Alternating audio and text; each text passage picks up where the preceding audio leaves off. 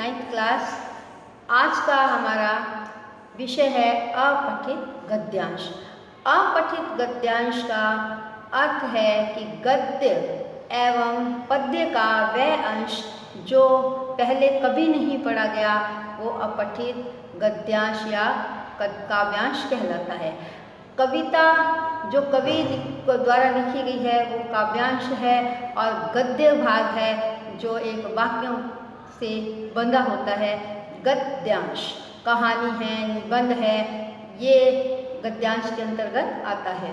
दूसरे शब्दों में ऐसा उदाहरण जो पाठ्यक्रम में निर्धारित पुस्तकों से ना लेकर किसी अन्य पुस्तक या भाषा खंड से लिया गया हो वह अपठित अंश माना जाता है। आपने कभी पढ़ा नहीं, देखा नहीं, सुना नहीं। अपठित गद्यांश का महत्व क्या होता है? तो महत्व आपको मैं बताऊंगी कि प्राय विद्यार्थी पाठ्यक्रम में निर्धारित गद्य व पद्य अंशों को ही सुनते हैं, देखते हैं, पढ़ते हैं, किंतु जब उन्हें पाठ्यक्रम के अलावा अन्य अंश पढ़ने को मिलते हैं या पढ़ने पड़ते हैं तो उन्हें उन अंशों को समझने में कुछ परेशानी आती है।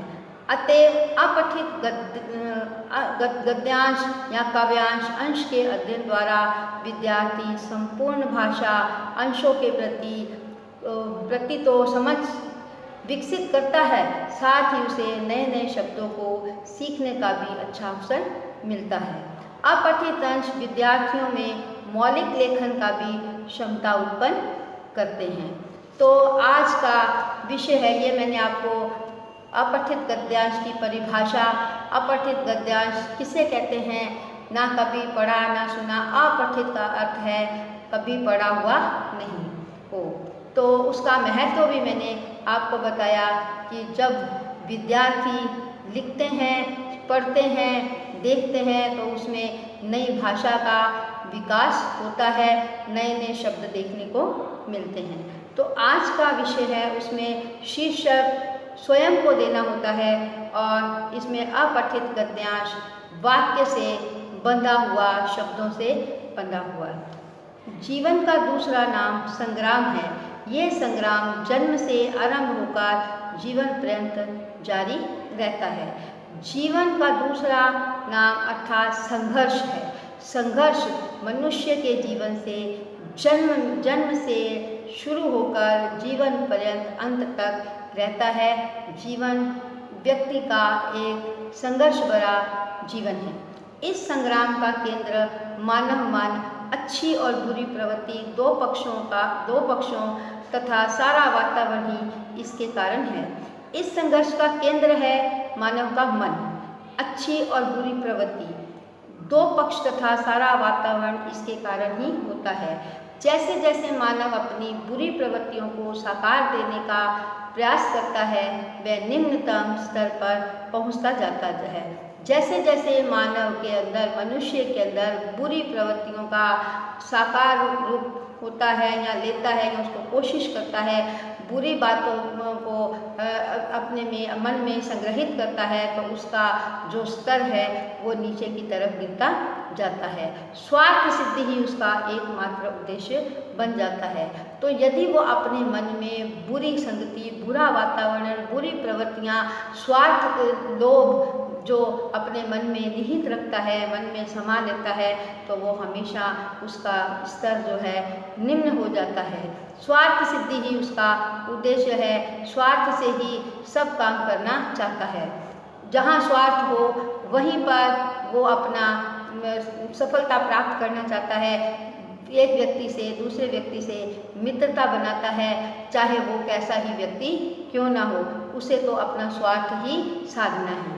उसके जीवन का केंद्र स्वार्थ और तृप्ति में ही निहित हो गया है। उस मनुष्य के जीवन का जो केंद्र है स्वार्थ में उसको संतुष्टि मिलती है, स्वार्थ साधना ही उसका एकमात्र उद्देश्य होता है। ऐसा व्यक्ति कभी नैतिक मूल्यों पर विचार की कल्पना भी नहीं कर सकता। ऐसा व्यक्ति है सिर्फ उसको लोभ और स्वार्थ ही दिखता है तो वह अपने नैतिक मूल्य, अपने अच्छे विचारों पर कभी भी कल्पना नहीं कर सकता। उसका मस्तिष्क हमेशा स्वार्थ के प्रति ही निहित रहता है। यही कारण है कि वह हर समय अशांत और तनावग्रस्त रहता है। उसका यही कारण है, यदि वो यही ढूंढता है कि हमारा स्वार्थ किस व्यक्ति से किस प्रकार सिद्ध हो सकता है, और वह हर समय उसका मन अशांत और तनावग्रस्त रहता है। इच्छा त्याग से ही शांति का अनुभव होता है। यदि हम अपने स्वार्थ को त्याग कर स्वयं मेहनत, परिश्रम, लगन से अपना कार्य करें तो हमारा मन कभी भी अशांत नहीं होगा और उसमें संतुष्टि का अनुभव होगा। आसुरी शक्ति के समक्ष हमारे पूर्वजों ने घुटने टेकने के स्थान पर उसका दृढ़ता से सामना करना पसंद किया। आसुरी शक्तियाँ जो हमारे जो पुराणों में, वेदों में, हमारे जो सनातन धर्म में जो ग्रंथों में लिखी गई हैं, तो आसुरी शक्तियों का हमारे पूर्वजों ने घुटने नहीं टेके, उन्होंने उसका दृढ़ता से, मजबूती से सामना किया और इसके लिए उन्होंने विभीषण के सामने अपने बंधु रावण के अन्याय को स्वीकार करने के स्थान पर उसका दृढ़ता से विरोध करने का प्रस्ताव किया। लंका का राजा रावण, उसका भाई विभीषण, वो उसने रावण के आगे घुटने नहीं टेके और अन्याय स्वीकार नहीं किया, तो उसका दृढ़ता से विरोध किया और उसको सफलता भी प्राप्त हुई। अन्याय करना और सहना कायरता की निशानी है। नई मनुष्य को ना ही अन्याय सहना चाहिए और ना ही करना चाहिए, ये उसकी सबसे बड़ी कायरता की निशानी है।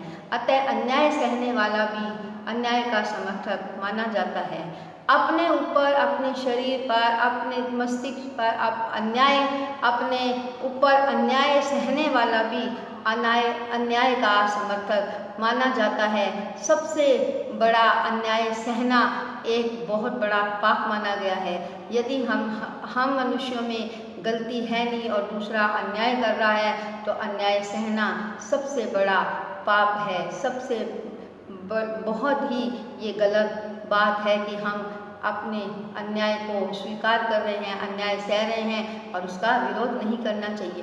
विरोध ऐसा कई मनुष्य मानते हैं और चुपचाप अन्याय सहते रहते हैं। अन्याय सहना भी बहुत बड़ा एक स्वयं के ऊपर अन्याय है। तो इसलिए यदि कोई हमारे अंदर कोई गलती है ही नहीं, तो हम अन्याय नहीं सहन करेंगे और उसका डट कर विरोध करेंगे और तभी ईश्वर हमारी रक्षा करेंगे और हमारी प्रार्थना स्वीकार करेंगे।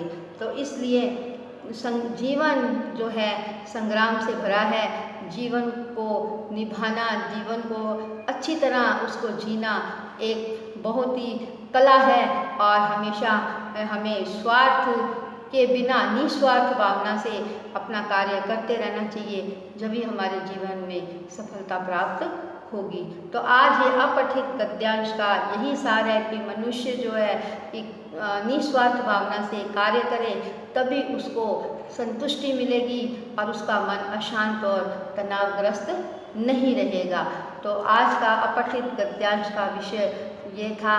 आप आगे अपठित गद्यांश के कुछ पद्यांश या काव्यांश आगे पढ़ाए जाएंगे।